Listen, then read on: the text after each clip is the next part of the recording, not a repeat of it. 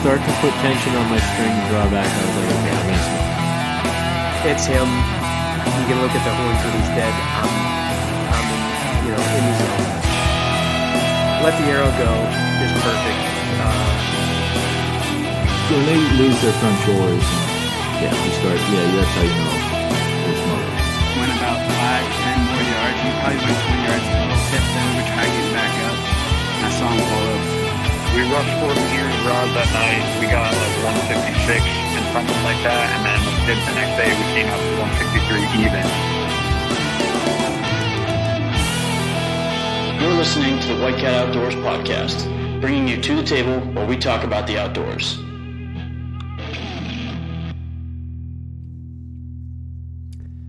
Hello, everybody. This is episode 74 of the White Cat Outdoors podcast. Thanks for listening in. And packed house. Everyone's here. Nick, Tom, and Luke. What's going on, everybody? Glad to be in the studio tonight.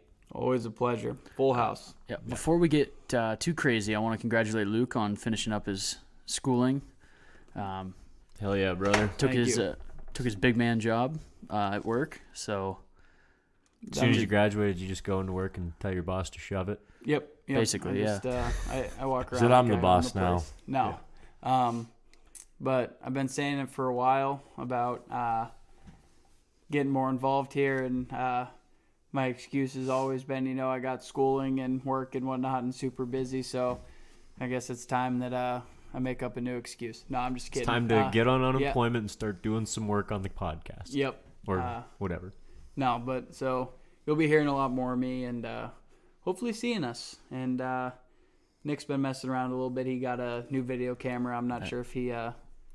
yeah, we talked about it a little bit. Yeah, I think last time I was on here I might have mentioned it. But so that's going to be interesting seeing how that pans out and the footage that comes from that. But what did you have to say, Nick? So I wanted to take a second to talk about a new podcast, or not a new podcast, a new episode of a kind of like...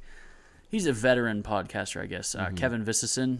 He runs the Deer Hunter podcast. So if you guys enjoy deer hunting as much as we do and hate to just make it from October to January and you like to hear deer hunting content year-round, check out the Deer Hunter podcast with Kevin Vistison.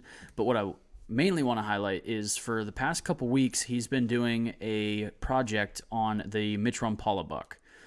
So if you're into deer hunting to any degree, you've probably at least heard the term or the name Mitch Rumpala. He's arguably has the biggest whitetail ever killed. He definitely has the most controversial whitetail ever killed. Yes. Basically what happened, I think it was like back in 1998, he killed a monster whitetail up in the Michigan big woods with his bow and scored, I think, a green like 5 or 6 inches above Milo Hansen and dried just an inch or two above the Milo Hansen. Basically, controversy starts where it's not the world record. It's not in the Boone and Crockett record books, and nobody's heard or seen from Mitch since, basically. He went totally under the radar. He does not... You can't even go see the buck.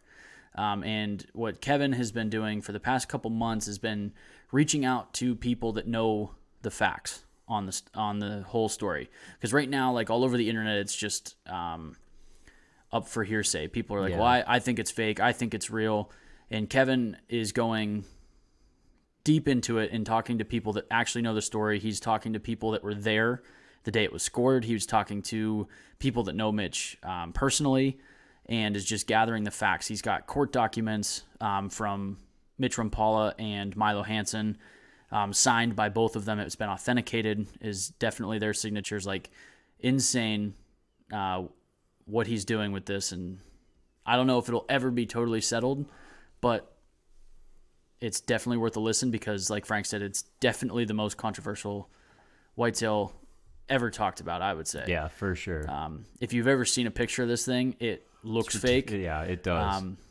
Only thing I will say is that it's been x-rayed and it's been scored by official Boone and Crockett scorers. So if you want to know more, check out the Deer Hunter podcast. Yeah, definitely go listen to it. I don't want to give away everything. He's only into the second episode of that project. He said he's going to be doing it up until deer season. So, Oh my god. oh yeah, it's Getting way into it. oh he's getting real deep. It's wild. So, I've been loving it, and he's got a good podcast in general. But this project is phenomenal that he's working on right now. So, check that out. For sure. So now that we got that out of the way, is there anything else we want to talk about before we get way into what we're talking about?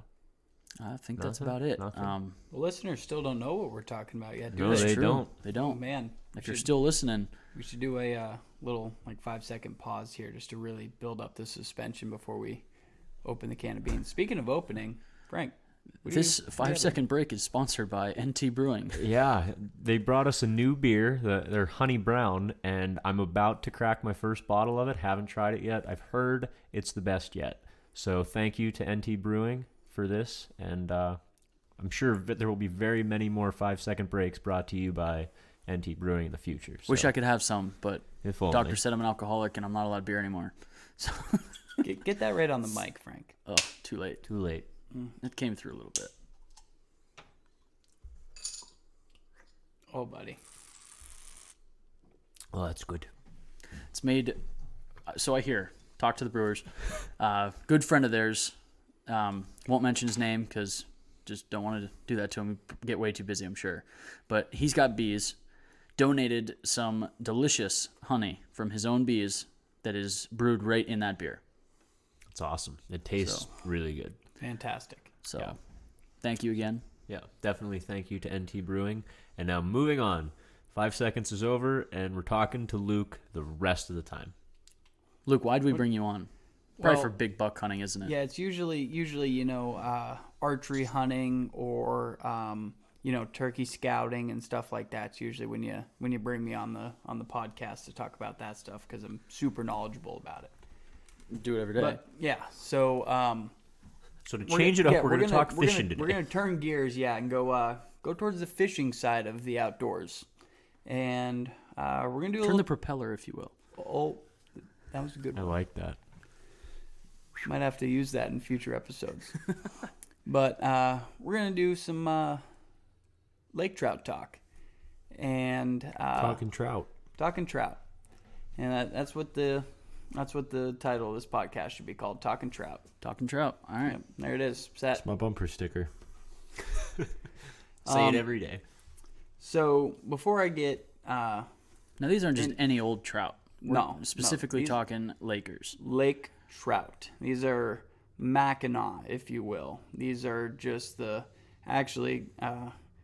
good buddy Corey Elder. He's the captain of XTR Fishing Charters. Which I hear And- Luke is trying to pull strings to get him on. Yes. So, Hopefully we can get him on because another term he uses is dinosaur, because that's what these things are, or the dinosaurs of the Great Lakes.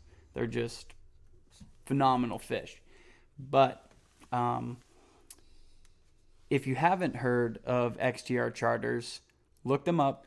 Facebook, Instagram. He has a website. And if you want to catch big trout or smallmouth or walleye or pretty much anything for that matter, if it's got gills, he can catch them. Corey Elder is top notch. He advertises booking a trip of a lifetime, and it is all of that. You'll see all the pictures, and he takes live videos and just makes memories out there. And he is actually the one who got me into lake trout fishing. I've done pretty much everything under the sun, from going to saltwater and catching shark and billfish and reef fish and groupers, to fishing freshwater with the perch, the walleye, muskie, bass, and just had never ventured towards lake trout. So I got into contact with Captain Corey, and he was gracious enough to point me in the right direction and give me some tips and hook me up on my first lake trout. And it actually started, he does jigging trips. So I love any type of lake fishing that you jig. I love it. It's so much more fun than trolling. Oh, you get to feel the fish. You're on a lighter action rod, Yeah. and you're not dragging it. You're not feeling the weight of the boat pulling it, and it's just you versus the fish, and that's it. So I got started from him and started jigging, and my first, I believe it was 3 trips that I went out, I had not caught one. This guy doesn't know what he's talking about. Yeah, well, he knew what he was talking about because I would watch videos of him like catching 60 of them in a day. But first 2 trips I went out, location was my issue, and the third time I went out, had the right location, and my boat setup isn't ideal for jigging. I have a 21-foot Hughes craft, and it's just too hard to hold in place. It's got a hard cover on it, and if the wind's blowing, it just pushes it right across the lake, and your anchor don't hold very well on it unless it's in the mud or catches some rocks or something. So it was just very difficult. So took a loss, packed it in for the year, and winterized the boat, and figured I would give it another try this spring. So my first trip, I went out, and we'll go over the program of how the majority of people troll for them. And this is what I started with. I didn't have too much input on what everybody was using, but just from, knowing the characteristics of trout and salmon, they're all pretty similar. I mean, they are different to some aspect, but I knew that spoons would be a good bet for them, and slow trolling. So I didn't have gear specifically for lake trout. So I rigged up some, mix match rods from, old walleye rods, and I had some salmon rods, and just rigged them up for lake trout fishing. And didn't really have any input the first time I went out. Any, clues, just a couple things I've heard, over the past couple years on where they are and how to fish for them. So I went out and ended up my first trip out picking 3 fish up. None of them were very big. Maybe the biggest one was maybe 11 pounds. So pretty small fish for lake trout. And I was completely satisfied. I was tickled pink. And yeah, anytime you're catching a fish over 10 pounds, you're gonna have fun fighting it, whether yeah. it's big for that fish or not. Yeah, it was a lot of fun. And so that was kind of the tipping point, the bug that bit me for these lake trout, because I've been persistent until successful on pretty much any style of fishing that I've done. And only one way to learn. Yep, and I'd say that this was one of the longer times that I had to be persistent until I was successful. So just to give the listeners a little info if they want to, go do it for themselves. I'm fishing Lake Erie. Obviously, it's where we're from, but there are lake trout in the other Great Lakes and even inland lakes. Canada's got a ton of lake trout, so if there's any listeners. They had those up in Simcoe, correct? Yeah. I believe there's lake trout When we in went Simcoe. out there fishing. Some lakes, get them. Some of the Finger Lakes, I know, have lake trout in New York. And some They're pretty widespread fish. Yeah, some get bigger than others, obviously, depending on, habitat and food source. But anyways, the ones in Lake Erie can get quite big. So if you're jigging for them, it's basically, you're going down with, if you talk to Corey and you go to his page and look on Instagram or Facebook at XTR Charters, I can almost guarantee you're going to see some ads for steel shad, some posts. He promotes steel shad very heavily, and they are a phenomenal lure. That's what actually your dad, Frank, caught his lake trout on. I was going to say, I know you took Dad out a while ago. Yep. That was post-spawn is when we went in the fall. But for trolling purposes, all I did, and I'll have people probably listening that, say that this is not the best way to do it. And I can tell you it's not the best way because I'm just dealing with the gear that I have. You know, it's what I could find in the barn and rig up 4 lake trout. Mm-hmm. So I was running a program of 4 rods, and one was on a downrigger, 2 were slide divers, which I'll get into, and 1 dipsy. So on the downrigger, I would put 20 yards back, just a spoon, plain spoon, no flasher, no nothing. Put it 20 yards back and attach it right to the rigger ball with a clip and a rubber band. Drop it down to the bottom and pretty much drag bottom with that rod. Just let it just dig in the mud, because that's where the lake trout are. Yeah. A lot of times you're not going to mark anything on your fish finder because they're just sitting in the mud. Do they like the plume of mud that comes up? Like if you're dragging your ball, do they like to? So it's kind of one of those things with fishing. People have their what do you call them? Not skeptics, like traditions, kind of. What's the word I'm looking for? Superstitions? Yeah, superstitions. That's it. Levi, my buddy Levi, he doesn't wear white when he's fishing. Really? White shirt, won't wear it. Won't catch fish if he's wearing a white shirt. And he catches fish, so He does. So you can't argue and say that that's not factual for Levi. But it's just one of those things that it's fun. Don't have a banana on the boat. You won't catch fish if you have a banana. Just those silly little superstitions is what makes it fun. If there's little things that you do to be successful, then do them. Mm-hmm. But so back to the downrigger ball. There's been a couple times where the contour of the lake where I was trolling goes up and down very quickly, and if you're not right on your downrigger to pick the ball up and drop it back down, it will bump bottom sometimes. And there's been times where I see, the pole kind of bouncing where the rigger ball's bumping, and I'll pick up on the ball just to get it off the bottom, and, not 10 seconds later, fish comes and hits it. Whether it's from the mud or just the bait rising up rapidly, I don't know. But some people do bounce it, and they say that it helps. So because I know a lot of people that are like jig do smack bottom just to get that plume, because a lot of times there's small bugs and stuff that come from that. So, and like I said in the beginning, I'm not the most knowledgeable about this. If we could get Corey on here, I mean, we'd learn a lot more. Yeah, could learn a ton. But this is just from a guy who's never done it to I've gone trolling for lake trout 3 times. So, and you've been successful. So yeah, I've caught 3, 6, 9. I've caught 12 lake trout in 3 trips.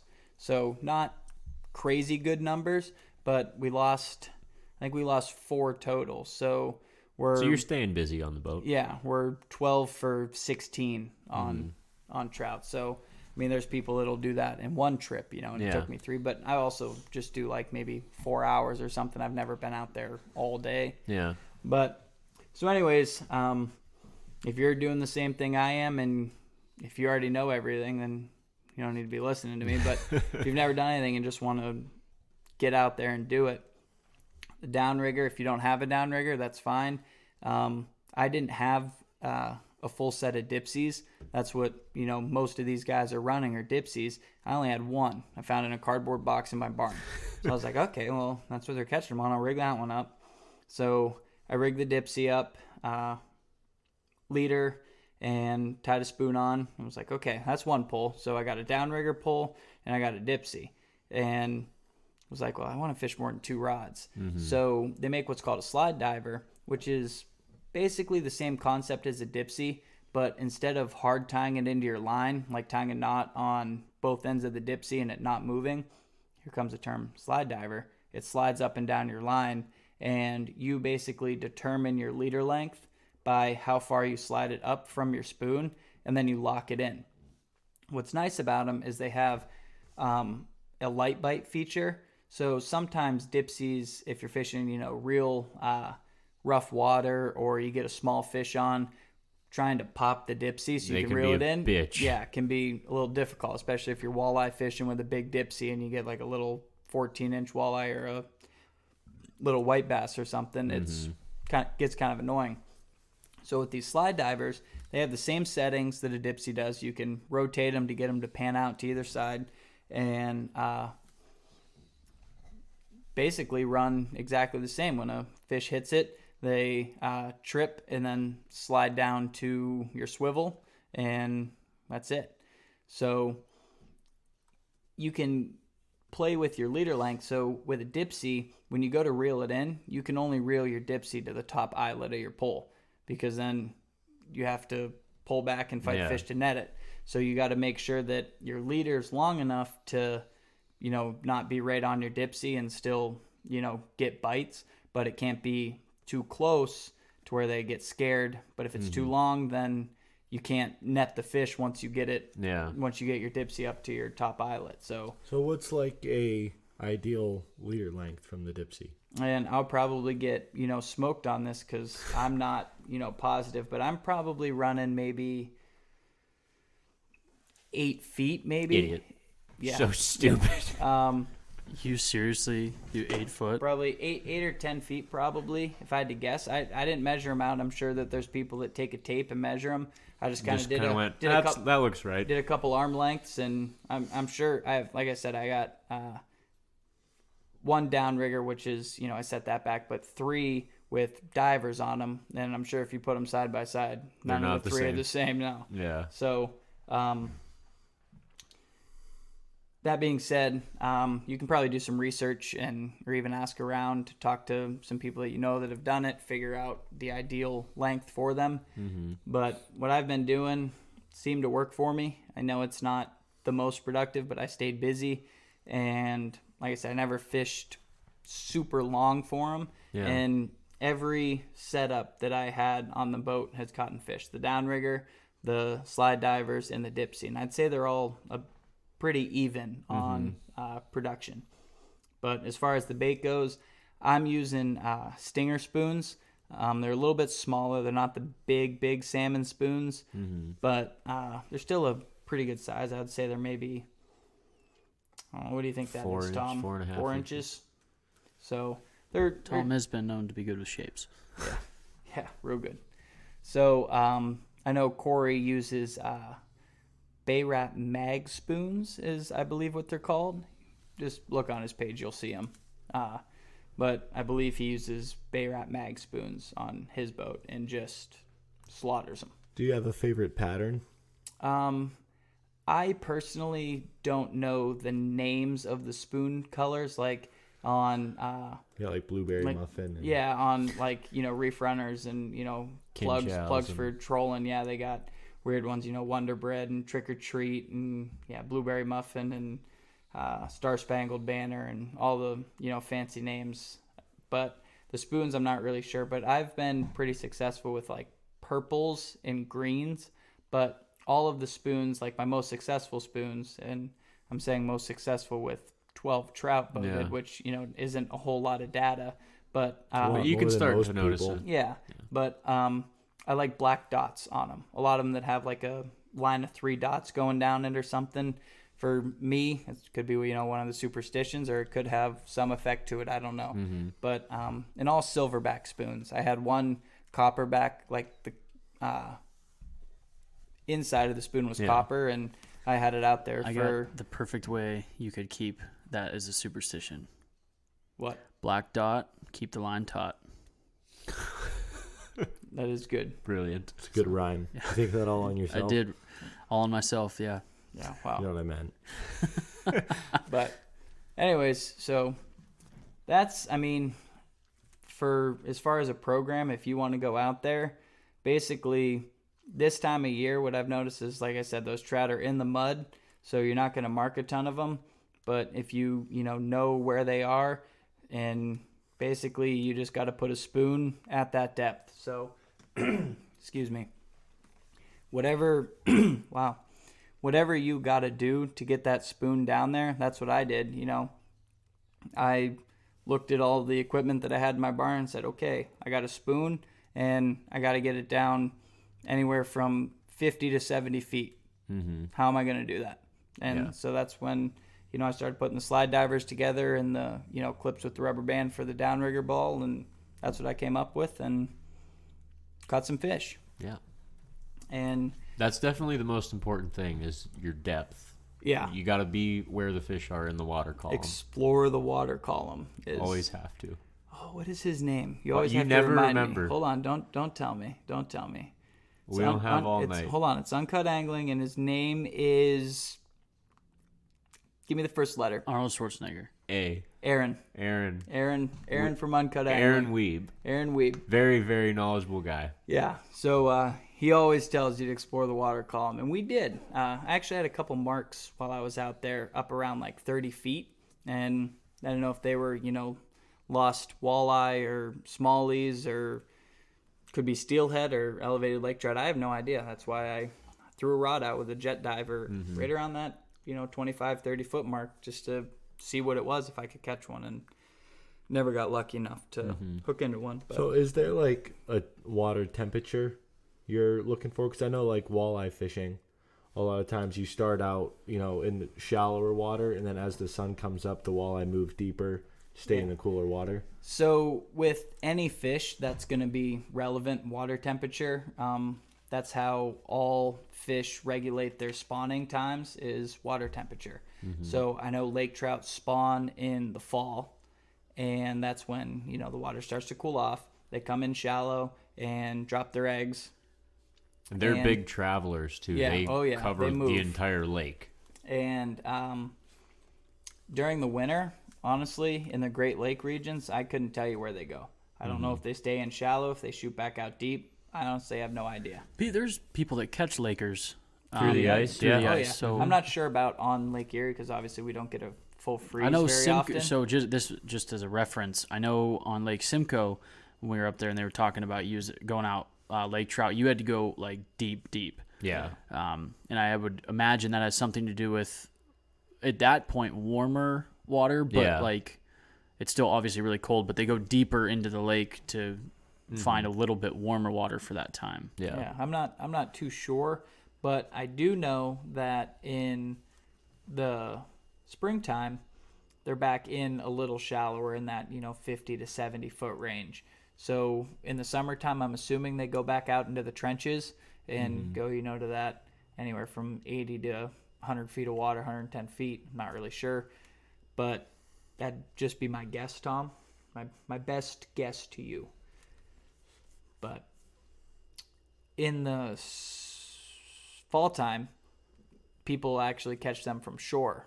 Levi was actually casting spoons for steelhead and caught a lake trout from shore, like right before dark. So in the fall, they come all the way in, I guess, to he was probably fishing 6 feet of water. I was talking to someone a couple years ago, and he was reading a study. They were just tracking lake trout movements around Lake Erie, and almost every single lake trout that they studied and followed came like right by Presque Isle Bay, like right there, by the stacks, through that whole area there that we're always fishing from shore.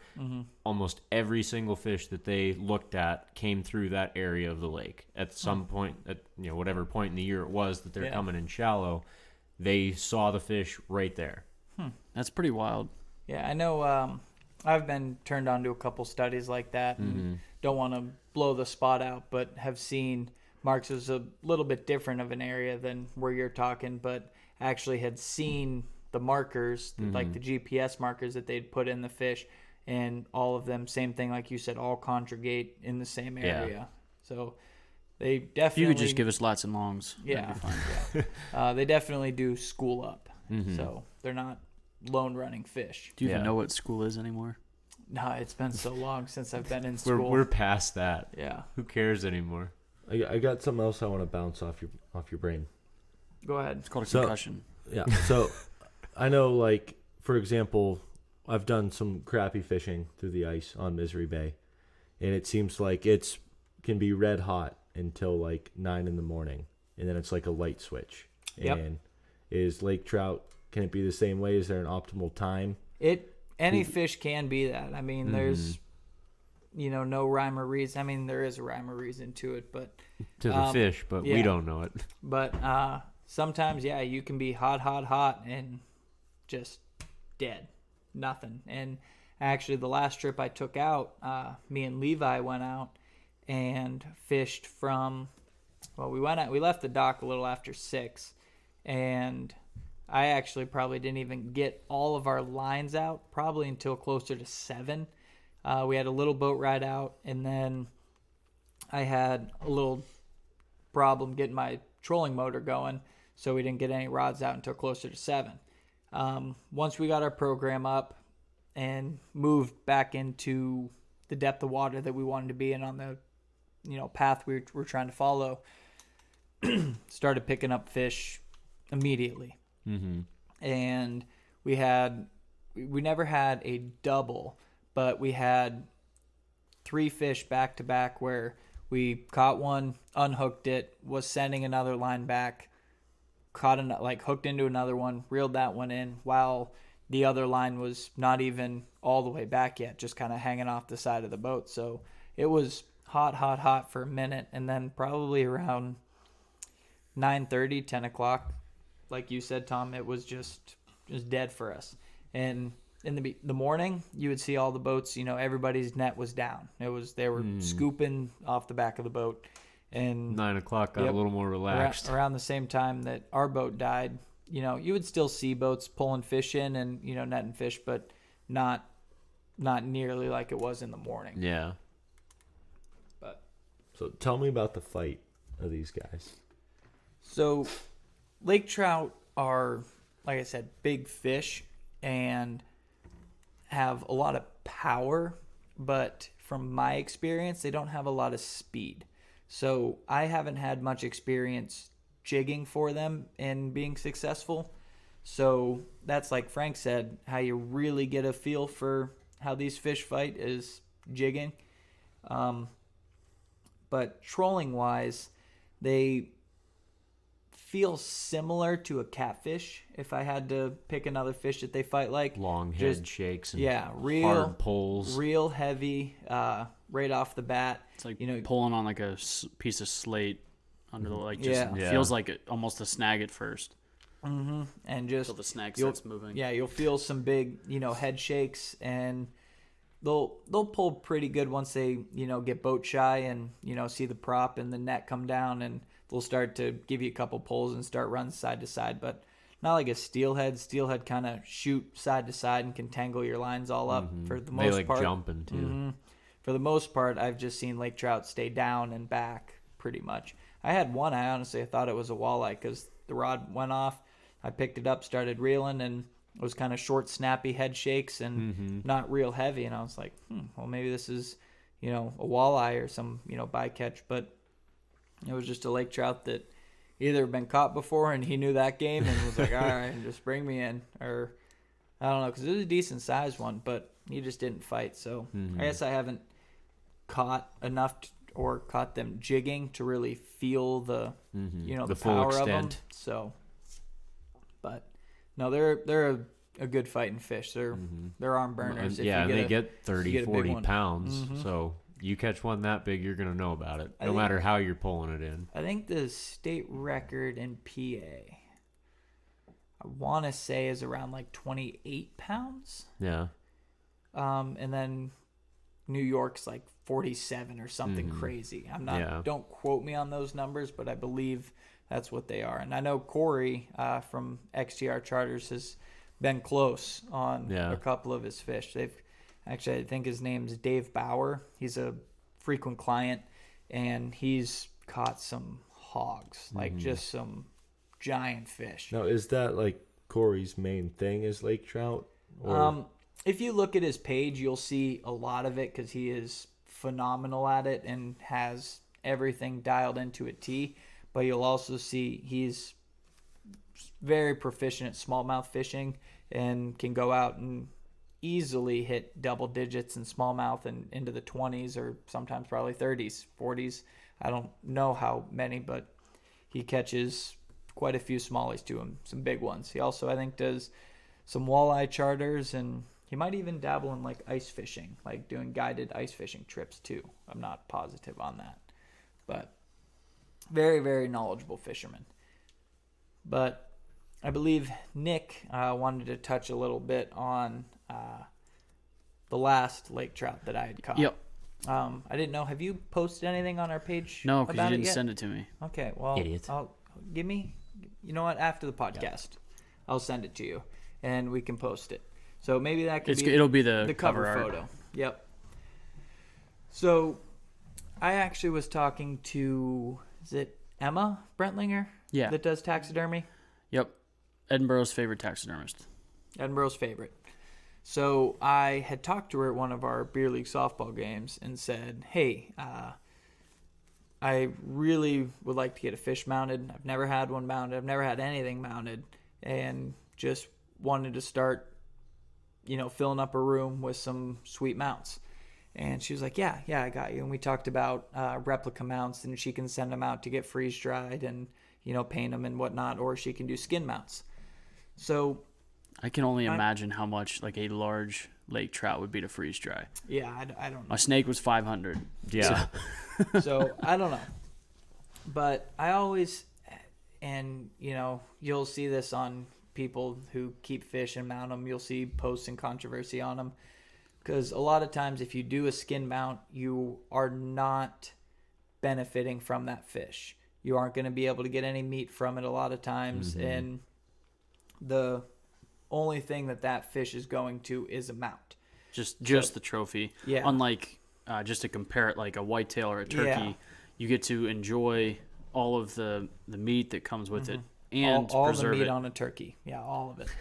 It's No, pretty there's dang a delicious. little bit of meat on a turkey. That's for but, sure. So I always, I go both ways. When people, keep and mount fish, I have, zero,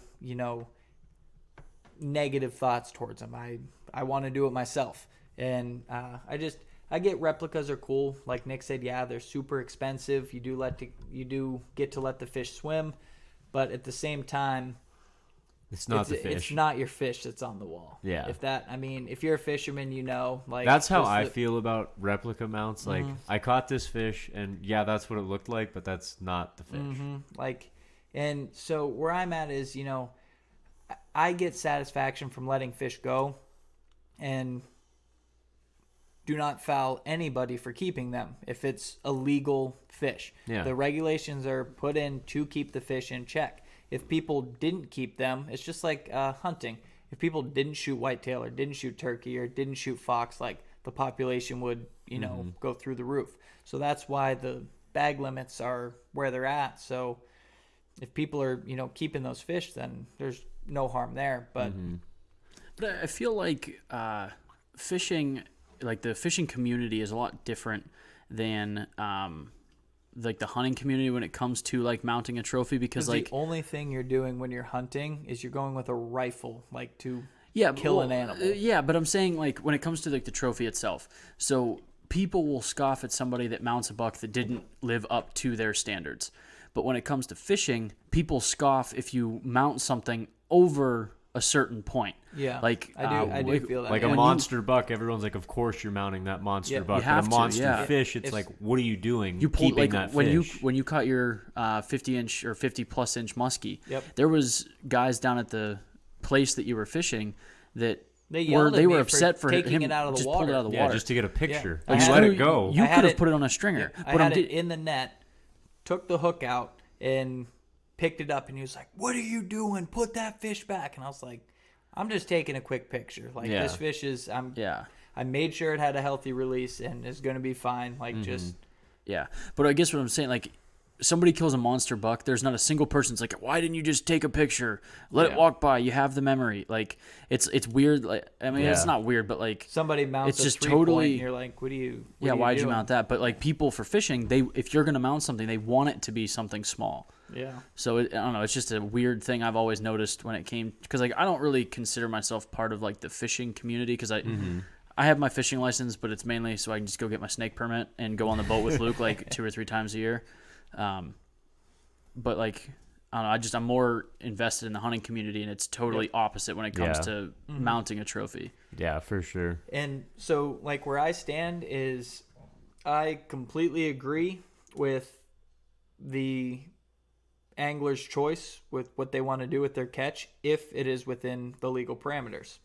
So if somebody, catches a a bass out of bass season that's like in spawn or something, that's just an absolute tank and, keeps it to mount it, then yeah, I got a little bit of a problem with it just because you didn't lawfully catch it. That fish was trying to spawn. That's why they have a closed season for them. And so, but if It's no different than poaching a whitetail. Like same exact thing. Yeah, someone poaches a whitetail out of season. you're gonna be pissed if they get it mounted and try and show it off. Yeah, Yeah. like why you like that doesn't make sense. So, Like the dirtbags that killed a bunch of whitetail around us.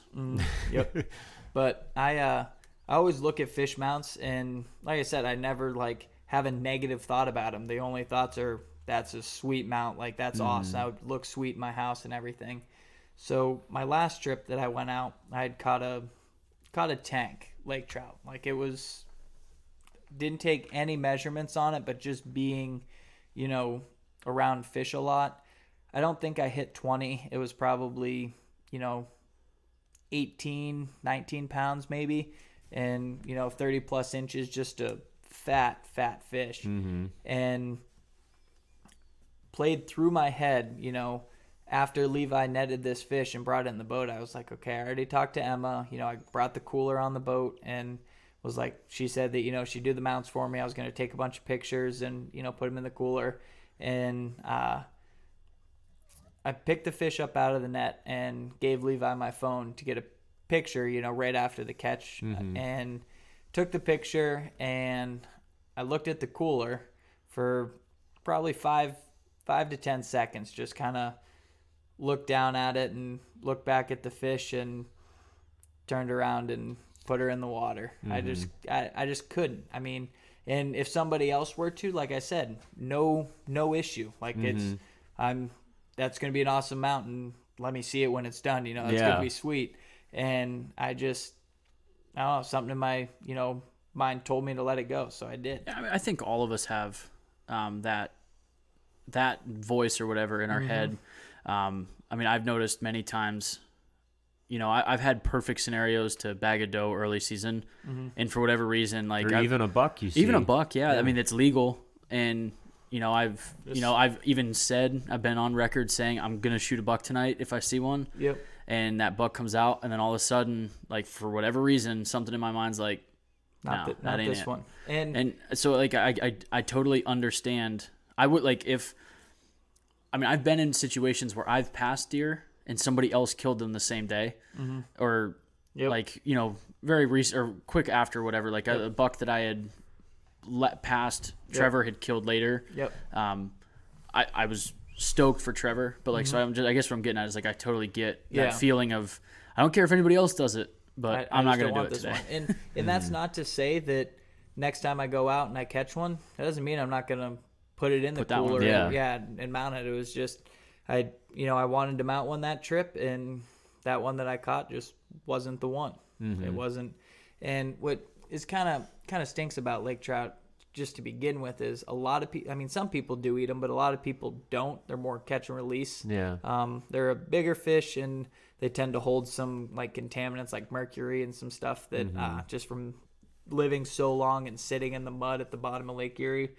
So I personally don't eat them. I know your dad has a buddy that likes them, and I know quite a few people that do smoke them. And well, even in like if you get when you buy your fishing license, they give you the book. They tell you you're only supposed to eat this much of this fish, this much of this fish.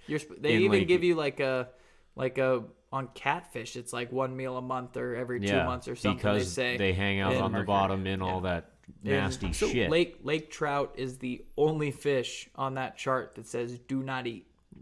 The only fish that says don't eat this fish. I know like a muskie to get to that like trophy size, could be 30 years old. In comparison to that, like where are lake trout on that list? Like how long does it take a lake trout to get to that like 20-pound mark in Lake Erie? So I personally don't have like the exact numbers, but I would say probably 5 to 8 years old is probably like adulthood, where they'll be, maybe 10, 12 pounds or so. And I'm guessing probably some of those big ones can push that 20-year mark. I'm not positive on how old I'm just them curious because like giants are. Is probably for whatever anywhere from reason, I 20 feel to like 30 years, probably. to me it just doesn't seem logical for a fish to live that long. Like because like I was Your goldfish only live a year. yeah I know. Well, and like when Luke told me that monster muskie he had it was like probably over 30 years old. It was like It was probably around that 25 to 30 years old. it was just boggled my mind that fish was probably born before I was alive. That's what I mean. Like Yeah. before I was born, that fish was in that body of water. Like that's insane to me. So what I've heard is that they reach maturity at like 6 to 7 years old, and they can actually live up to 25 years old. Is not uncommon. That sounds a lot like maybe an article, or I see you're looking at your phone. Is that what you heard or what you Are we just read? gonna call him out because We're you just did gonna it call too? him out. They have actually, from what I hear, From what you hear. have been For what I've read on Wikipedia. recorded Just to now. be BuzzFeed. over 60 years old. That's wild. Lake trout or muskie? Lake trout. Lake trout have been recorded to over 60. So I've heard. So you've heard. Wow, that's actually I wouldn't have guessed. Keep in that. mind, it's a fictional podcast. Yep, Keep in it mind. is. It is always fictional. But I know they're probably one of the older fish that are in the lake. I know sturgeon. Maybe that's I know your sturgeon. buddy. sturgeon Far. are old Your as buddy shit. calls them the Dinosaurs. dinosaurs. So maybe that's where a little bit of it comes from. They're just Speaking of old. sturgeon and my buddy Corey, he caught a sturgeon. Did in Lake Erie? nothing Lake else. Erie. Don't say another word. We will just we have to get Corey on. That's just something he has to tell. Not Okay, Yeah. that is true. Yeah. That is his story to tell. I hope you get him on because I want to hear That that got story. all of us excited, but I think it would be best if we all hear it for the first time. And this will with him just here. add to that without giving anything. It was last year. Oh man. Yeah, so it wasn't like 2020. it wasn't like he's a 80-year-old man. guy that caught one back in the the heyday. 50s. No, like he caught one last year. That's All right, wild. Sweet. So- Stay tuned for stay that. tuned. I'll get him on. Yeah, we'll pull some He's- strings. He's a busy guy. Pull some line, if you will. Ooh, Just firing on all cylinders they're today. so good. The propeller. Oh man, you're killing it. But he is a very busy guy because he is so good at what he does. He is booked weekend to weekend all month. I don't think he has a day off this month. So it will be difficult to get him on, but I'm sure he can make time for the White Cat Outdoors. It's good for crew. business for him. Oh, it is. Yeah. I mean, with all If of he our wants to listeners, book next month, oh he'll get on. I probably already is. He's I think November next year. There's not an open I wonder day. if this I don't fishing think. charter will want paid to be on our podcast. Throw Don't- heat. Oh man, that was kind of a dark stab at somebody, but We'll talk about that later. he probably doesn't listen to Yeah, I'm sure he doesn't. He's probably too good for us. Probably. Oh well. Anyway. So, yeah. But anyways, no, Corey's a excellent guy. I've only talked to him a couple times, and it'll be a story if we can get him on here. Like you were talking about the hunting and fishing community. You know how the fishing community can be very like stingy sometimes, where like, so hey, where'd you catch that fish? Like you always make the Latin lawn jokes and everything else. So when you are like me personally, when there's an upcoming angler, I will, even if it's a seasoned angler, someone who fishes all the time that, is just getting into a new area of fishing. Like I'm always there to, help and point him in the right direction.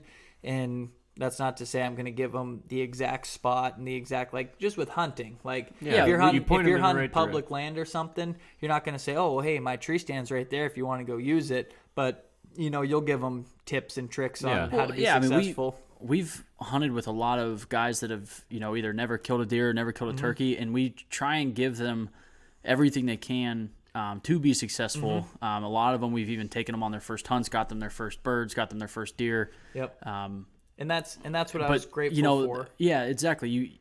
We want to be good mentors because we had good mentors. Yep. But at the same time, you don't want to give them everything. Yep. Eventually you got to take the training wheels off. And that's how you grow yourself, is by figuring stuff out on your own. I'm sure Corey, didn't get handed the lake trout and smallmouth book and take off with it. Is there a book? I'll write one. But he might have gotten some pointers along the way, or talked to some people, but he developed his own method and did his own research and figured out what worked for him. But I reached out to him, and this will be a story for if he gets on here. But when I went out lake trout fishing, jigging, when I mentioned earlier that I couldn't get my anchor to hold, well, picture it from his boat where you're absolutely hammering fish. You have already boarded, 30 fish. You're a fishing boat captain with 3 clients, and there's over 30 fish in the boat, not in the boat, but caught and released. Yeah. And You say maybe we shouldn't have this guy on. Just kidding. no. And you see another boat, maybe 200 yards from you that is driving forward, throwing an anchor, drifting back, dragging his anchor, pulling his anchor back out, throwing it, like driving back up to the spot, throwing the anchor just because I couldn't get it to hold. Mm-hmm. What is, like, from my standpoint, that's a very frustrating situation to be Probably in. a bit embarrassing. Yeah, when it's real windy and I couldn't hold, and I didn't have any equipment for trolling, and the wind was pushing us too fast to jig. Like, I couldn't even drift and jig because our jigs wouldn't hit the bottom. And so I was, in a very frustrating situation, and he's like looking like, what is this kid doing? So when I reached out to him, hey, I'm trying to get in this lake trout fishing, can you give me any tips and whatnot? He had 2 people that he thought were contacting him at the same time. I was both of those people. I was the kid that ran into him at the dock and talked to him, the 21-year-old kid that, wanted to get into lake trout fishing. And I was also the 40-year-old crackhead that he saw while he was fishing. So he had like 4 Lukes in his phone, but they were all just Luke. That's so hilarious. He didn't know who was texting him, and he had like one like contact, and it was me texting him, and he wasn't sure who Which I was. Luke it was. If this was, a 21-year-old kid that, was knowledgeable and wanted to get into lake trout fishing, or a 41-year-old crackhead. Let me ask you something. You smoke crack? Yeah. So I actually had went and, met up with Corey and hung out with him, and said that I was the nicest crackhead he ever met. So Nice. You look really young for 41. yeah. So It's all the crack. yeah, there'll be some good stories and whatnot to talk about if and when we can get him on the podcast. Mm-hmm. So, but other than lake trout fishing, I mean, that's about all I got for it. I mean, I'm not, like I said, not super lake trout guru. I just Yeah, but you learn quick. I think the word I would use is I dabble.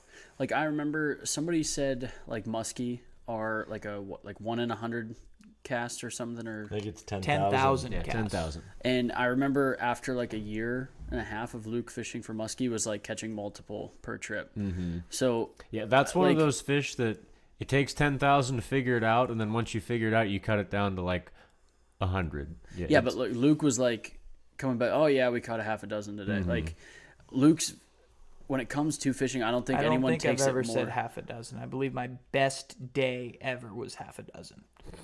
So you do said it all half the a time. dozen. Yeah, That was the last time I was thinking about it. Was when you said you The came home. best day I've ever had muskie fishing is I caught 6. Yeah, well, I've never caught a muskie.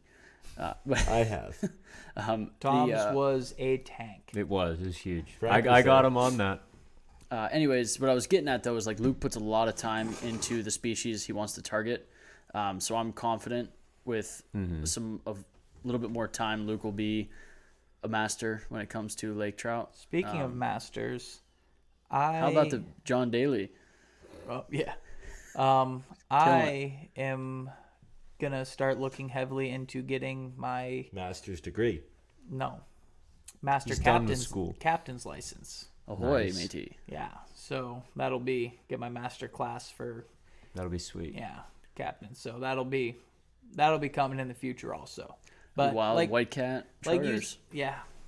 like you said though, Get on board with the Prowler. I wouldn't consider myself a pro at anything, like any specific type of fishing.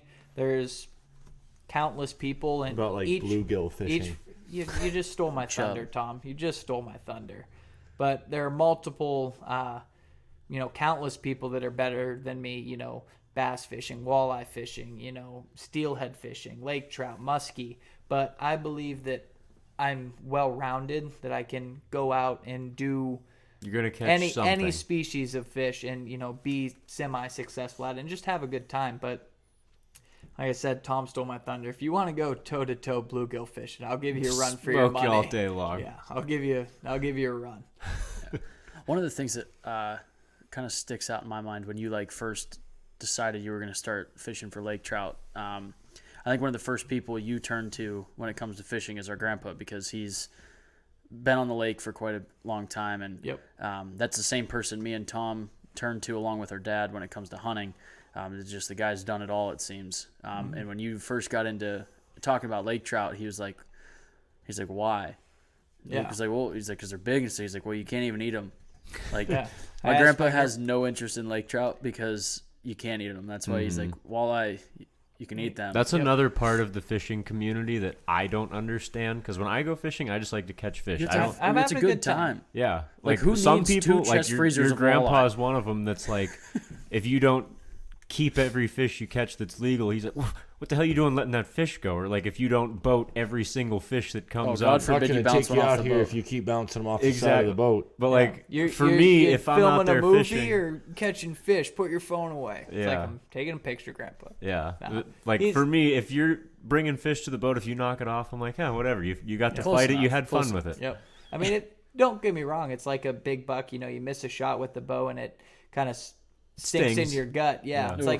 It's like if you miss a net on a really nice fish. Yeah, it does sting, and that's the reason you're out there. And I think Grandpa Sobes wouldn't go out there if he didn't enjoy it. I think. Oh, yeah, I think he I know likes he to put a enjoys it. little. A little bit of grumpy old Yeah. man on the edge Yeah, there. yeah, he does. No, but No, that's what he was telling me. I was talking about those nitro turkey loads we've been Yep. using, and he was like, "Well, what the heck's the point of turkey hunting if you're just going to shoot it at 80 yards?" He's like, a bunch of he's new like, I age switched down. hooey. He's like, I switched down to like a 20 gauge, so I could talk him in closer, make it more of a challenge. But then the other day I was going up there turkey hunting, and I asked if I should bring decoys and stuff, and I was like, well, he's like, well, it depends. He's like, if you're good enough at calling, you can, you don't need your decoys. And I was like, well, I'll bring I was 'em like, then. I was like, back when I was turkey hunting, when I was little, and I was with you, we never used decoys. And he's like, yeah, it's because I'm a good turkey caller. I said, well, if you're not coming with me, I better bring them turkey decoys. So I told him now that I have more free time and actually have the freedom of my boat now to travel and explore more water, because I was I walked the shoreline of Lake Erie and French Creek and Elk Creek and everywhere that I could, Every all the creek. local ponds and golf courses. state land pond, golf courses. His fictional podcast, but I heard about some kids getting kicked off of golf courses multiple times. But Yeah. let me tell you, they told me that there were some huge fish in those ponds. And there are. And yeah, maybe someday we'll get them on. Yeah, maybe. Can't hear a wink, Wink, through, wink. through a microphone very well. Rascals. Yeah. Where were we? Where was I going? Just lost the old train of thought. Choo choo. We were just kind of reminiscing on like the fishing community versus like the hunting community, and just I guess I started it with talking about that you're not exactly like a master at lake trout, but we're confident with your dedication that you will be. Your captain's license. No, this is way after. Way beyond. This is Yeah, when we you're were not talking even about close. Grandpa when No, Gilgamesh. Now I'm remembering correctly. it's papaya. That's year one but- reference. Yeah. I asked Grandpa to go salmon fishing with me one of these upcoming weekends, and that's what I was saying. With the freedom of the boat now, I can start exploring the new species and new techniques of fishing that I didn't get to in the past couple years, like where I could only access from shore or with a small 14-foot boat, because that's what I had at the time. So I want to get into salmon fishing as well, and start exploring new stuff. And Grandpa actually in Lake Erie broke the record twice for I believe it was coho salmon, or might have been the kings. I'm not sure. Might have been the Chinooks, but don't quote me on it. But I do know that he broke the record for salmon twice while he was chartering on his boat back in the day. I So didn't know that Grandpa had a charter. I don't think it was quite a charter. When he take people fishing. Yeah, when he had Advocom, he would take clients out. So he like had his license to do it and stuff, but it wasn't like a commercial style. Yes. I remember he used to make us go out and catch all the fish for the Ushers Club picnic. Yep, I remember that. But so, anyways, figured he'd be a good guy to talk to teach me a thing or two about salmon fishing. No, that was the only answer I got. I was like, "Do you want to go, fish Ontario with me and catch some salmon?" He's like, "No, not really." Okay. Okay, then. See you later. So I'll have to figure that one out on my own, or maybe I You can. just gotta butter them up. Yeah. Tell him you're going to the mouth of Walnut. Yeah. We're gonna go out walleye fishing. Why are we Pretty getting on long 90? ride. Yeah. Why are we going on 90? Well, No, they got you in the car. yeah. No, We it did said- that to Trevor once. No, it says Niagara Falls, 10 miles. Did you bring your passport? Yeah. Just wondering. You don't need it, but Just in case we get too far into Lake Erie. Yeah. But so what'd you do with Trevor real quick before we wrap just this up? real quick, we're talking about lying to somebody. We had this grandmaster plan to take Trevor turkey hunting in the Allegheny, Just down the road. in the Allegheny Mountains, which is like about an hour-ish, a little over an hour when you don't know where you're going. And Trevor was staying over at the house. This is his first or second year of turkey hunting because he killed one his first year. And he wanted to go turkey hunting with us, and me and Tom just loaded him up in the truck, like woke him up super early. Like he didn't set an alarm or anything. I don't even think he knew what time it was. We just woke him up like, "Come on, let's go turkey hunting." Jumped in my car, and my car actually the radio didn't display the time accurately. So like until he like checked his phone at some point, it took him a while to realize how early it was. why are we going turkey hunting at midnight? It was early. Finally, we're like, "Oh yeah, we're going to Warren," and like down in Allegheny. He's like, "Why are we going so far?" I'm like, "It's gonna be fun." We get like all the way out there, and he's like, "All right, like, well, how far do we go?" I'm like, "Well, our first setup's 4.5 miles in." He's like, "What?" Solid. Now that's not like the way a crow flies. There's faster ways to get to this area, but strategically, it was the easiest route. There's a lot of disturbance in the woods. least amount of disturbance, and just it being in a place that I've never been to before. It was the easiest route to not get lost on either. Gotcha. Because there's not really any stretch of PA that you can walk several miles without hitting a road unless you're trying to, essentially. You just got to tap into your internal GPS, and Mine's okay. mine's horrible. If you were to put me in some woods, spin me in a circle, like Lost. I could even watch my way like into the woods, but you just walk me in a couple circles. Yeah, I don't know which way I'm pointing. Tom's gotten better, but in his old days, it could get Tom rough. used to be horrible. Yeah, but like he's got- almost like 180 degrees off. Yeah, but he's gotten better in the years, so I'll give him props to that. You used to be just as bad. No. I remember Greg used to I was make gonna- fun of you he all the did. time. Put one tree in the front yard, Nick would get lost, he always used to say. I wasn't even lost. It's just a little off course, what he wanted me to be. A little off course. But That guy doesn't even know how to muzzleloader hunt. Oh, man. Guy probably puts boar butter on his toast. sounds like somebody that does hunt would do that. Yeah. He muzzleloader. But he's a big muzzleloader guy. Well, on the end of that note, does anybody else have any last little remarks? I think that's about it. That's May, it. may I? I haven't. Yeah, I haven't done go it for well. it. Thank you. I really appreciate. Do you guys usually pass the torch when I'm not here? No. Or is- No, It's Nick usually usually me. just- Once in a while, if somebody else wants it, they can have it. Yeah, but usually Frank opens and Nick closes, and Tom just Tom sits fills in the there. middle. So, anyways, with that being said, I just want to remind everybody, thanks for listening, and get outside.